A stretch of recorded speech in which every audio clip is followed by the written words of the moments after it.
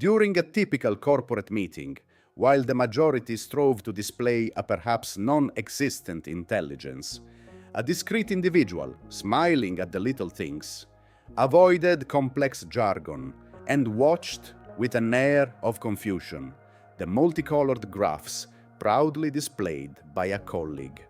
This man, often ignored, would surprise everyone at the end of the meeting. Was this man, with his simple but precise question, just being naive, or was there a hidden wit in his attitude? It definitely wasn't naivety, but calculating intelligence. How often do we underestimate those who choose to appear less wise than they really are? Often, and this reflects our lack of insight into the true intentions and depth of others. This guy exemplifies what can be called the asshole strategy, not as an insult, but as a calculated social navigation tactic. In a world where intellectual ostentation is often valued, some people deliberately choose the path of modesty, not for lack of ability, but as an intelligent and deliberate strategy. Arthur Schopenhauer, a philosopher with a critical and perceptive eye for human behavior, already articulated this idea. He recognized that displaying intelligence can paradoxically attract envy and provoke conflict, suggesting that sometimes the best way to protect yourself and get ahead is to remain invisible. Appearing simple can work as a disguise, an armor against the wear and tear of social games, and a subtle criticism of the intellectual narcissism that permeates our culture. If you enjoyed this video and want to continue exploring ideas that challenge the conventional, don't forget to click the like button and subscribe to the channel. Your participation is crucial if we are to continue discussing themes that expand our perception.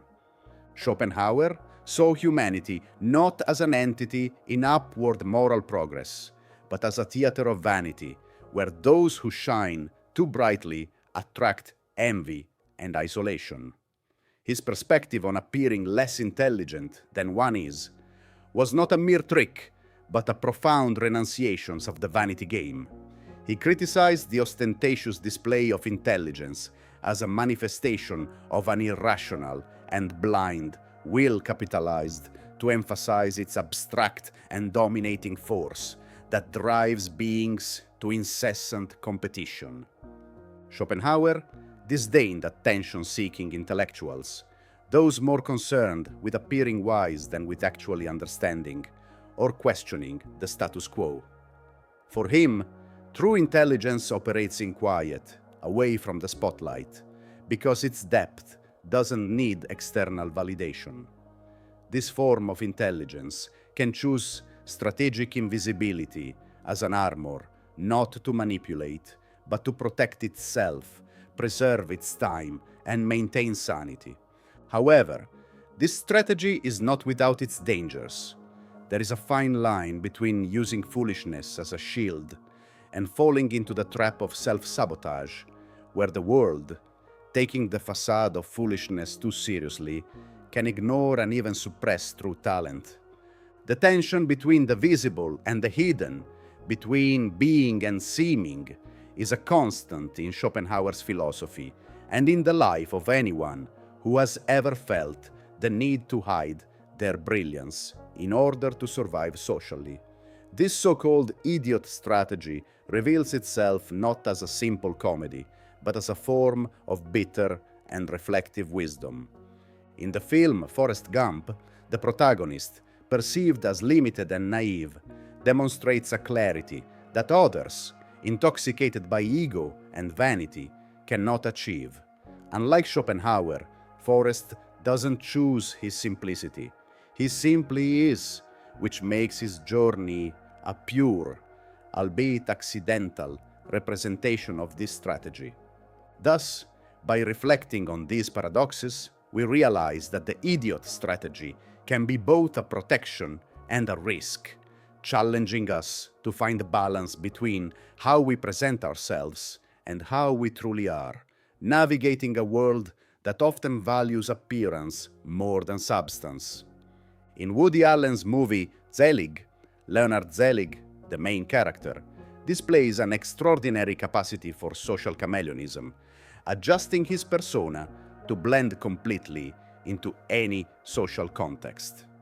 Initially seen as insecure or mediocre, the film gradually reveals that Zelig has deeply understood social dynamics and has chosen to hide in plain sight. This decision, which may be interpreted as cowardice by some, is actually a form of camouflaged intelligence, an act of survival in a society that values conformity. This strategy of invisibility is not unique to Zelig. Nikola Tesla, the visionary inventor, despite his genius, remained an enigma to most of his contemporaries. Unlike his peers, such as Thomas Edison, who often sought the limelight, Tesla avoided public spectacle, concentrating on his inventions, which eventually led him to a life of posthumous recognition, contrasting with his relative obscurity and poverty during his lifetime. Franz Kafka, another example, was an apparently quiet bureaucrat who hid a tumultuous inner life, reflected in his deep and disturbing writing. He kept his work almost secret, preferring anonymity to the risk of being misunderstood or labeled by society. Kafka chose silence as his defense, a shield against judgment and simplification. In modern times, this strategy is visible among many at the forefront of technology and the arts. Programmers, artists, and thinkers who opt for a presentation of confusion in social contexts often manage to avoid the drama of others' egos and expectations.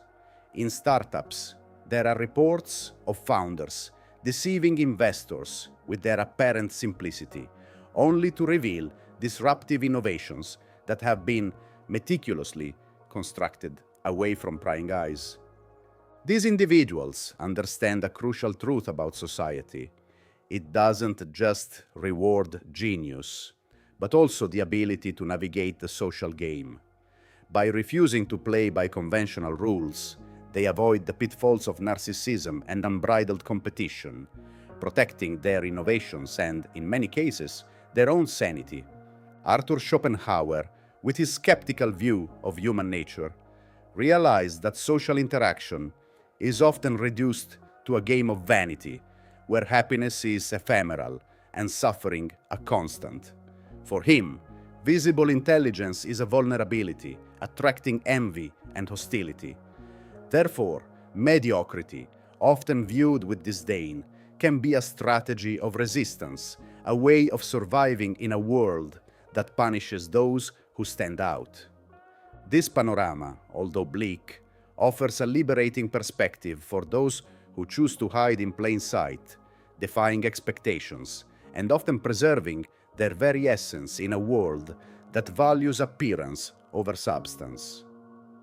In the context of exploring the nuances of the idiot strategy and the complexity of the personas we adopt, it is essential to discuss the psychology of self-deception.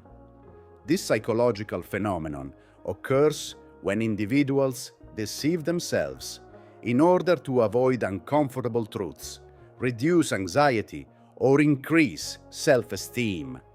Self-deception can be seen as a defense mechanism that allows us to maintain an image of ourselves that is easier to accept than reality.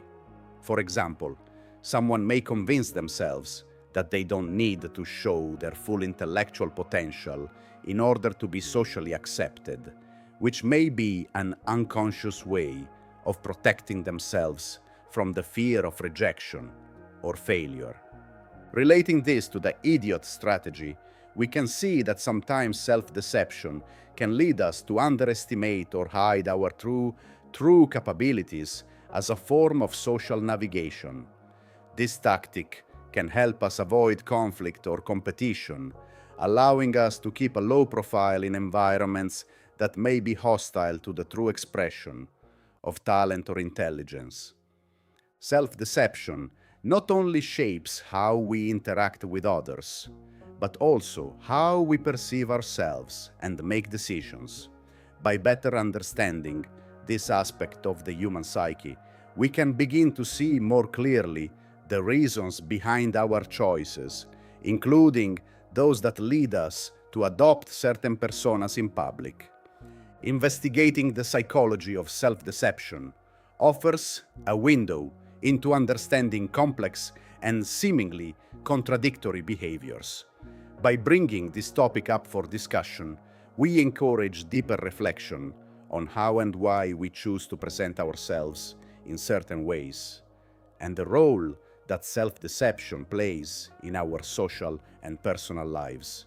Schopenhauer advocated seclusion, creative solitude, and although implicitly, the art of appearing less dangerous than you really are. For him, wisdom does not manifest itself in convincing others, but in the ability to observe and reflect in silence, away from disputes for recognition. The mediocre fear the visible intelligent because they threaten the stability of their illusions. The mere presence of someone genuinely lucid is seen as an affront. Nietzsche, initially an admirer of Schopenhauer, differed significantly in his approach. While Schopenhauer chose to withdraw from the social game, Nietzsche proposed transgressing, criticizing the way moral structures were used by the weak to contain the strong. For Nietzsche, the figure of the idiot could be seen with a certain disdain, as a sign of refusal to affirm one's own strength and potential. Blaise Pascal offers an alternative view, suggesting that the true human condition is that of being perpetually divided between extremes. The attempt to present oneself as either perfectly virtuous or deliberately foolish are both dangerous illusions. For Pascal, recognizing this inherent contradiction in human beings is the essence of humanity. Simone Weil, on the other hand, sees the choice of invisibility as a form of spiritual resistance. In a world where visibility is often synonymous with being consumed by the ego and power structures, opting for performative idiocy can be a way of preserving inner integrity by distancing oneself from the social theater. Carl Jung would add a psychological layer to this discussion, emphasizing the inevitability of the persona, or the masks we all wear. The ability to consciously manage this persona can be seen as a form of social intelligence. However, Jung also warned that if we identify too much with a mask, we can end up losing our true selves in the process, turning the initially useful protection into a prison. In a world dominated by social media, where intelligence performance is highly valued, the strategic idiot faces unique challenges. The algorithm favors those who opine and those who stand out, making the strategy of invisibility potentially counterproductive. There is an underlying fatigue in this environment, and perhaps those who opt for silence are actually seeing further. However, maintaining the facade of simplicity is a constant challenge and carries significant risks. There is always a tension between the need to truly express oneself and the strategy of remaining apparently inept. The idiot strategy, while it can be effective, requires remarkable resilience and clarity of purpose. In the end, each individual must continually decide which risk is more worthwhile, whether it's being misunderstood or compromising their own authenticity in a game that often values superficiality over substance. I hope this video has provoked reflection and perhaps even challenged some of your views. If you found value here, share it with friends who also like to explore the depths of human thought. And don't forget to comment below. Have you ever felt pressured to hide your intelligence? How do you deal with it in your day-to-day life? Let's continue these conversations in the comments. And of course, for more content like this, subscribe and activate the bell so you don't miss our next discussions. Thanks for watching, and see you next time.